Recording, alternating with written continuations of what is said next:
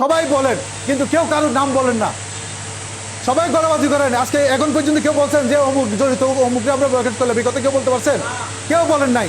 সুতরাং এটা না বললে আছে, ঠিক আছে, আপনি বললেন না, আপনি সামাজিকতার কথা বললেন না, কিন্তু আপনি আমাকে বলেন, গোপনে বলেন, ঠিক আছে?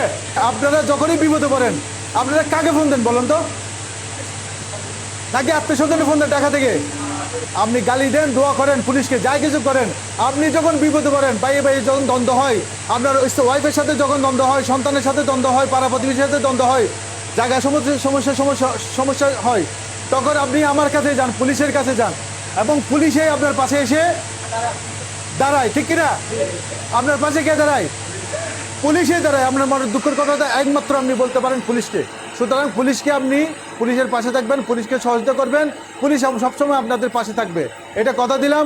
পুলিশ সবসময় আপনাদের পাশে আসে, আপনাদের পাশে থাকবে। আজকে আমি আপনাদের কাছে একটা রিকোয়েস্ট করে যাচ্ছি, আমার মোবাইল নাম্বারটা আপনারা নেবেন, আমার হোয়াটসঅ্যাপে এখানে যারা মাদকের সাথে, যারা স্মাগলিংয়ের সাথে জড়িত, মাদক স্মাগলিং, বর্ডার দিয়ে মাদক আনে, গরু আনে, কাপড় চোপড় আনে, এই স্মাগলিংয়ের সাথে যারা জড়িত, আপনারা আমাদের কাছে ওয়াদা দেন, প্রত্যেকেই আপনারা এই নাম ঠিকানাগুলো, মা বাবার নাম ঠিকানাটা আমার হোয়াটসঅ্যাপে দিবেন, আমার হোয়াটসঅ্যাপে দিবেন। আপনার পয়সা দেওয়ার দরকার নাই, জাস্ট আপনি নাম ঠিকানাটা নিয়ে আমার হোয়াটসঅ্যাপে দিবেন।